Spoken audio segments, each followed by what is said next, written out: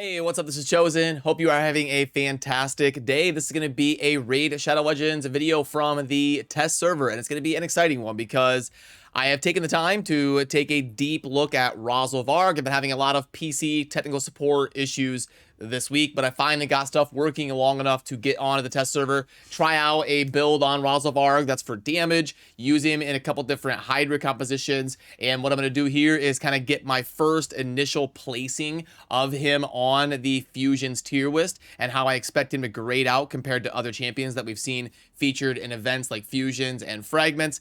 And now that I kind of see his damage capabilities, which was one of the more important staples of his projected value, I can kind of talk about who I think it'll make sense for to fuse him or not to fuse him, or who to maybe skip, and I can give a little bit more context on him as a champion as we head into the Fusion starting tomorrow. Let's get into it.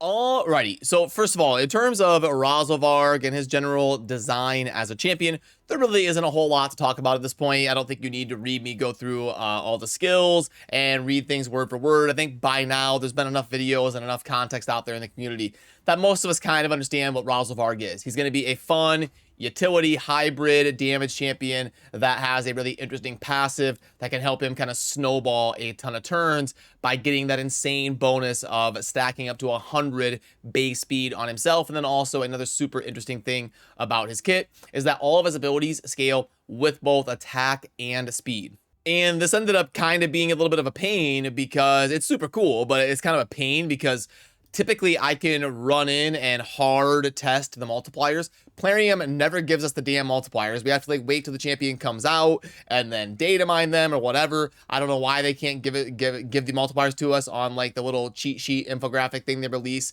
but alas, we've been asking for years, they're never going to do it. But anyway, usually I can run in and hard test them, but when it's kind of complicated like this, it scales with attack and speed.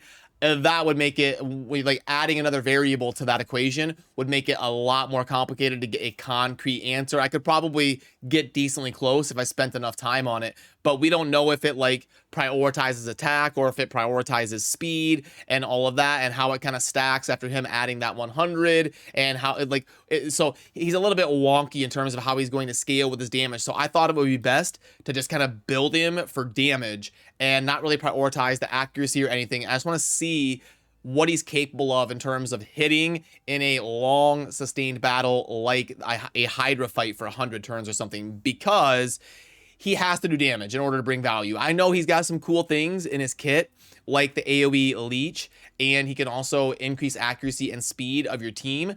I mean, that's great. So if he has 500 speed, like that's amazing. He's going to get a bunch of turns, and he's going to keep leech up permanently, and he's going to keep speed and accuracy up permanently. Okay, great.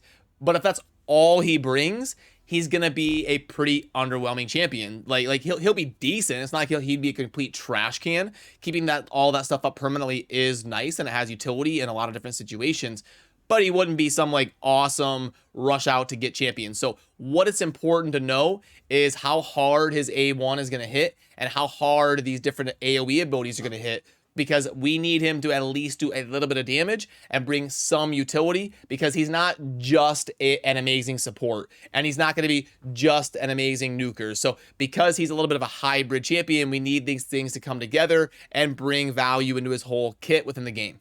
Which, by the way, before we move on to the build and showcasing him and stuff, there is one thing that is a massive ding on his value, and that I don't know why he has 0 accuracy. He's pretty squishy as a champion, and it's not like he's some broken PvPer or something. So I don't know why his accuracy is 0.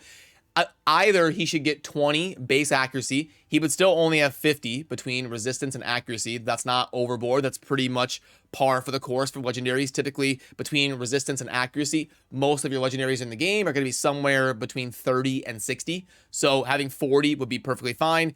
And he's only got one thing on his entire kit that takes accuracy, and it's that AoE leech. He doesn't need any accuracy on his A1, his A3. That's literally the only thing. So what I would have done if I was designing him, I would have either made this leech guaranteed, unresistible, whatever you want to call it, or I would have given him 20 base accuracy. I think either one of those things would have been a big boost to his overall utility and value. But we'll talk about kind of the whole context of his grades as a champion and my final thoughts on how I feel about him. Right now, I want to show you kind of the build that I went for testing him and some of the results that I was getting when I was running him in things like the Hydra. Okay, so here is the Razelvarg that I threw together to make him do damage in the Hydra. I went pretty glassed out. I went with the 6,400 attack with the obviously 100% crit rate, 230% crit damage with a bunch of ignore defense. I went with Savage and Cruel. So I was trying to get him to hit hard. I was prioritizing damage over everything else, over toughness, over accuracy. I wasn't really caring about the leech and all that. I just wanted to have him be doing damage and hitting hard over the long haul of a fight to see how he would compare to some other damage dealers that we would bring into the Hydra, you know, someone like a Sishia and stuff like that. So let me show you him in action a little bit as I'm rolling through a Hydra fight and doing a little bit of testing. Oh, great. And right when I go, you can't even plan that any better. You're going to think I'm faking that.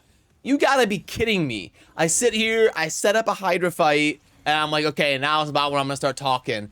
And literally, right when I go to like showcase him, the Hydra runs in and eats Razelvarg. So, okay, let me fast forward a little bit until he's actually on the battlefield.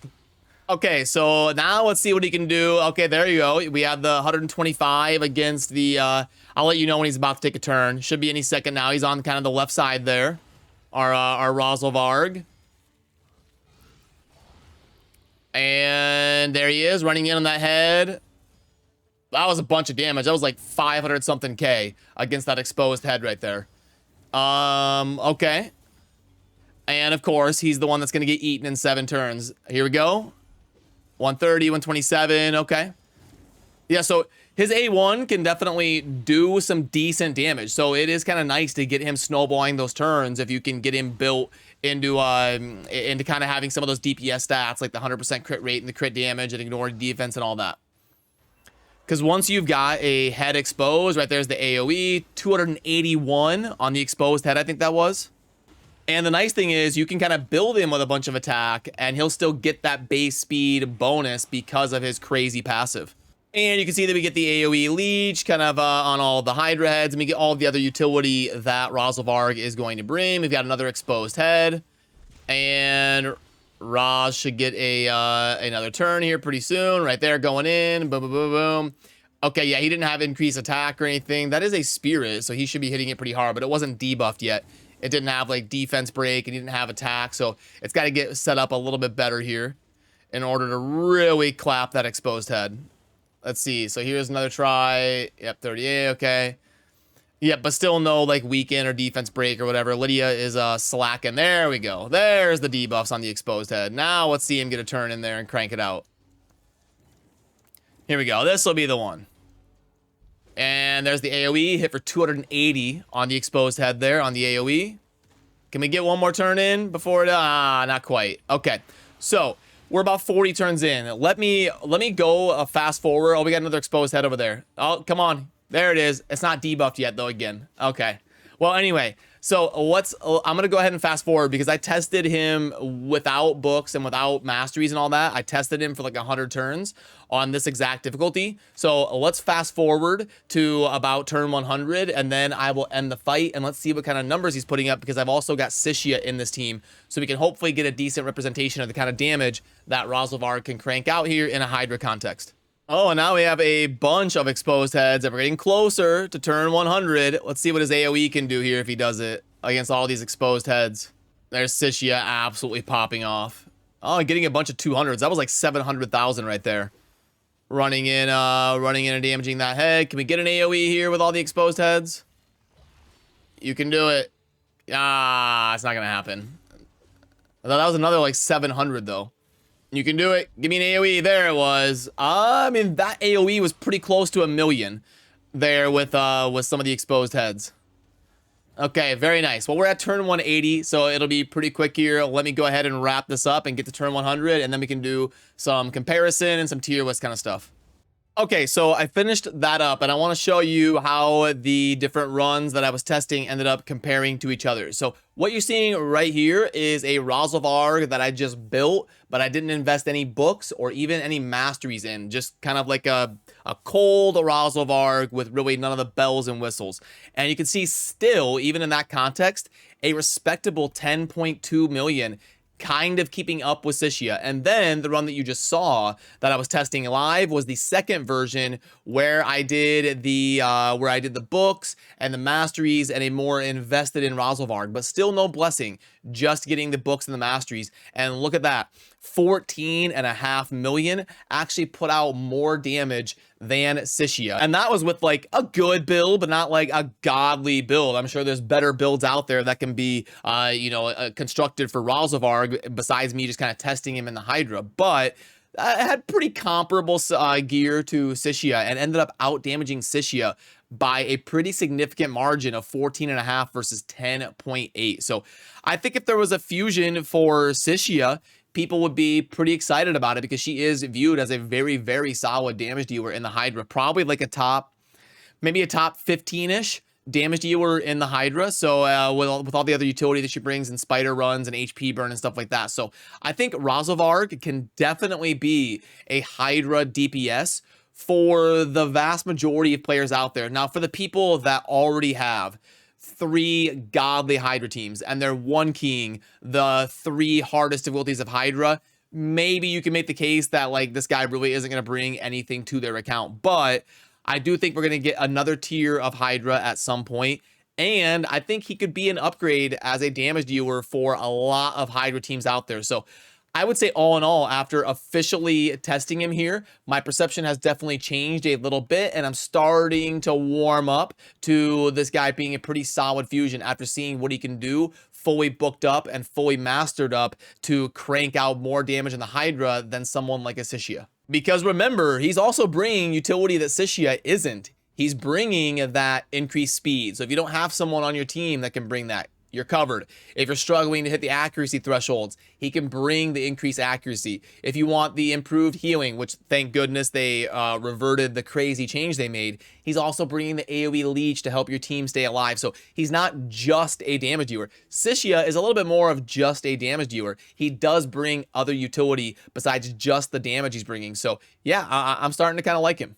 So, okay, now the ever important tier list and grading process. Now, admittedly, you all know if you watch my channel, this is for entertainment. This is a rough draft. This is, possibly going to change at some point. So I understand that the grades aren't going to be perfect until I can test him even more than I already have. But if you're asking me just for fun, where would I place him in the context of a tier list like this for the fusions based on what I know as of right now?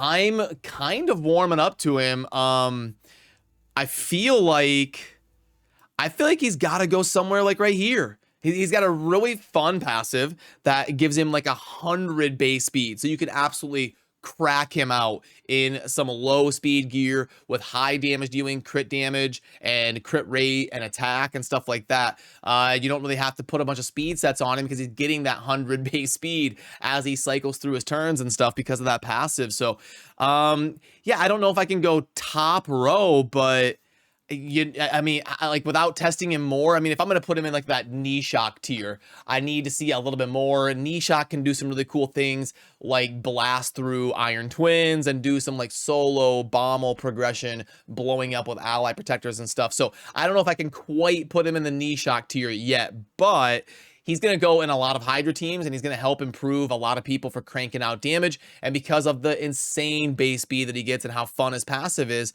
I do think he's going to make a lot of sense for most people to go for him as long as he's realistic and Plarium doesn't get too crazy with the event structures, which, cross our fingers, we all know that can happen. But as long as things aren't too crazy, I would recommend that most players as of right now probably try to go for the guy.